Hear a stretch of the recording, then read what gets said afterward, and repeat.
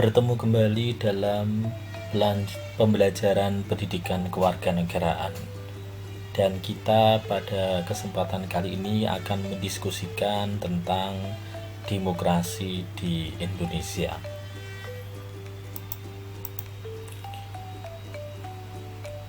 Kalau kita perhatikan dalam literatur, demokrasi itu memiliki watak otosentrisitas. Maksudnya dengan sendirinya dia akan dikelilingi oleh konsep-konsep tertentu yang dikonfirmasi sebagai prasyarat demokrasi. Pusatnya adalah rakyat. Ya, maka demokrasi itu makna klasiknya adalah pemerintahan dari rakyat, oleh rakyat, dan untuk rakyat. Demikian pula program-program pemerintah sebagai kuasa dari negara untuk memajukan kesejahteraan rakyat. Maka jabatan-jabatan politik yang strategis itu dilakukan dengan cara pemilihan langsung. Demikian juga kontrol rakyat masih terus berjalan untuk mengawasi program pemerintah melalui sistem perwakilan. Dengan cara apa? Dengan cara pelaksanaan fungsi-fungsi lembaga perwakilan. Dengan undang-undang kalau DPR, atau dengan undang-undang dasar kalau itu maksud saya dengan peraturan daerah kalau itu di pemerintah daerah melalui DPRD.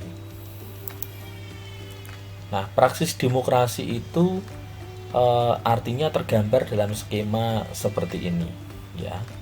Tadi sudah dipaparkan lebih konkret pada slide yang sebelumnya. Jauh sebelumnya, memasuki abad ke-20 setelah Perang Dunia Kedua, gagasan demokrasi walaupun merupakan konsep yang belum sempurna namun menjadi acuan di banyak negara.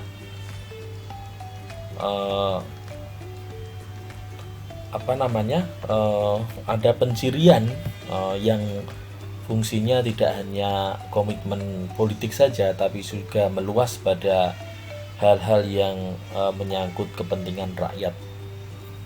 Misalnya dari konferensi International Conference of Jurists di tahun 65 itu sudah menyuarakan adanya supremasi hukum, equality before the law, persamaan di hadapan hukum, kemudian jaminan konstitusional terhadap HAM, imparsial tribun, ya, dan juga adanya pendidikan kewarganegaraan. Jadi seperti yang kita pelajari pada kesempatan kali ini merupakan bagian dari pelaksanaan prinsip-prinsip negara demokrasi.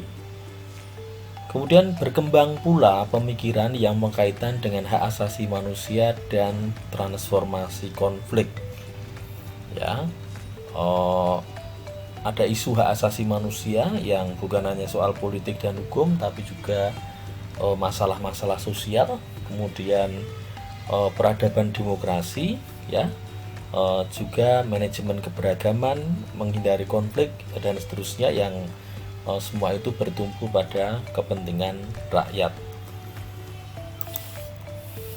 Artinya apa? Gagasan demokrasi dan juga praktek demokrasi itu sudah mengalami proses yang demikian panjang. Dari segi filosofis, ia menjadi ide, norma, dan prinsip yang diterima, kemudian secara psikologis menjadi wawasan, sikap, dan perilaku, dan secara sosiologis terrealisasi dalam praktek, baik dalam bentuk bangunan sosial maupun sistem politik.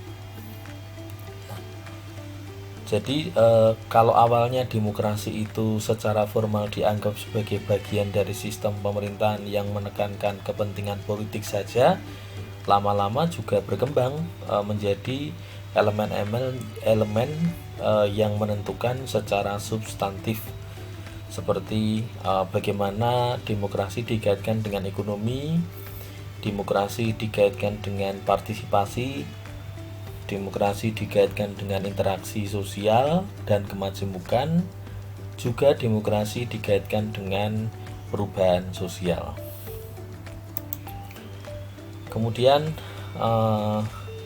ciri khas yang selalu ada di dalam demokrasi itu adalah pemilu.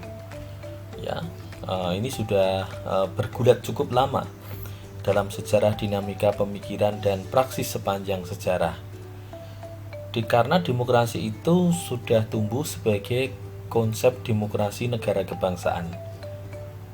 Karena dipengaruhi oleh realitas sejarah dan kepentingan sosial politik, maka demokrasi juga mengalami arus balik, tumbuh, berkembang, atau dia decline ya, berbalik lagi kembali menjadi kekuatan anti demokrasi, lalu balik lagi menjadi transisi menjadi demokrasi dan seterusnya. Kalau kita sudi melihat dokumen-dokumen sejarah yang tidak hanya didominasi oleh literatur barat, demokrasi sebetulnya sudah dikenal dalam Piagam Madinah. Karena dalam Piagam Madinah itu yang dianggap sebagai konstitusi modern pertama di dunia, itu sudah memuat hal-hal yang sekarang dibicarakan sebagai tuntutan demokrasi, seperti kebebasan beragama, persaudaraan seagama, persatuan politik, saling membantu, hak dan kewajiban negara, juga persamaan di muka hukum dan pemerintahan. Kemudian ada penegakan hukum, pemberlakuan hukum adat, dan pengakuan hak atas setiap orang atau individu.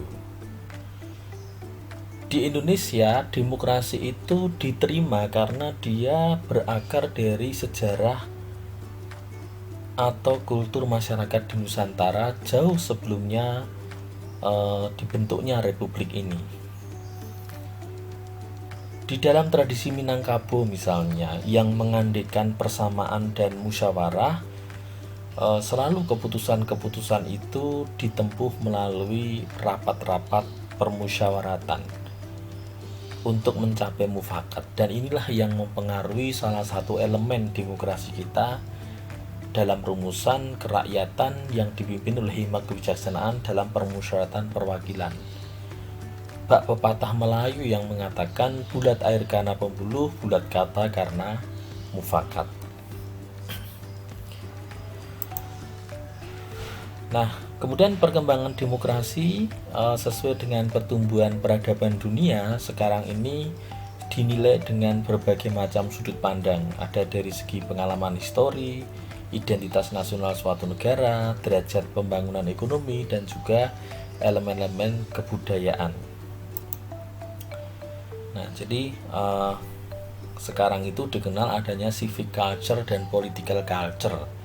Apa itu civic culture ya?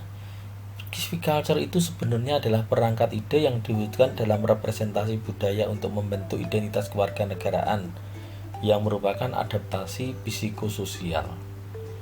Sementara political culture adalah cara berpikir khas dan terpola untuk menjalankan kehidupan politik dan ekonomi dalam konteks sosial politik. Jadi basisnya kalau civic culture itu budaya, kalau political culture itu konteks sosial politik. Lalu mengapa dan bagaimana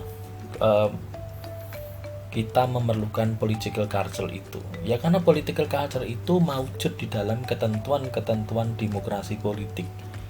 Adanya kekuasaan negara, adanya lembaga-lembaga politik. Jadi kita punya MPR, punya DPR, punya DPD, presiden dan wakil presiden dan seterusnya. Juga ada satuan-satuan pemerintahan daerah dan DPRD, ya. Itu bagian dari political culture. Nah, kemudian civic culture itu karena ranahnya psikososial, dia tercermin dalam perilaku individu dan warga negara. Ya. Yang sifatnya pada penilaian pribadi, ya. Tapi di antara political culture dan civic virtual itu ada communitarian culture ya. Adanya hubungan kekerabatan ya, hubungan etnografis yang juga masih tumbuh dan menghasilkan seperti budaya lokal, hukum adat dan seterusnya. Ini memberi sumbangan yang penting untuk terwujudnya civic culture tadi. Sehingga civic culture itu menjadi inti dari peradaban demokrasi. Dia mencakup wawasan, ya, sikap dan kepribadian demokratis, juga kesediaan dan kemauan untuk menjalankan demokrasi, disertai dengan partisipasi politik yang cerdas dan bertanggung jawab. Oleh sebab itu, maka civic culture itu menjadi sumber kebajikan dalam peradaban demokrasi. Sebagai kesimpulannya, maka demokrasi itu akan melembaga kalau disertai dengan pendidikan demokrasi. Sebab demokrasi itu bukan perilaku yang otomatis terjadi, otomatis akan diwariskan ke generasi berikutnya, tapi harus senantiasa dipelihara. Lagi pula, setiap generasi memiliki sejarahnya sendiri. Dia akan memiliki kemampuan dan cara yang tidak sama dalam menjawab atau merespon tantangan-tantangan zaman atau kebutuhan-kebutuhannya sendiri. Sebagai suatu gagasan, demokrasi bertahan, tapi cara dan prakteknya bisa saja berubah sesuai dengan perkembangan zaman. Oleh sebab itu, pembelajaran tentang demokrasi ini harus ditangkap dan dicerna melalui proses belajar. Demikian pertemuan kali ini tentang pendidikan demokrasi, dan kita lanjutkan dengan diskusi. Terima kasih.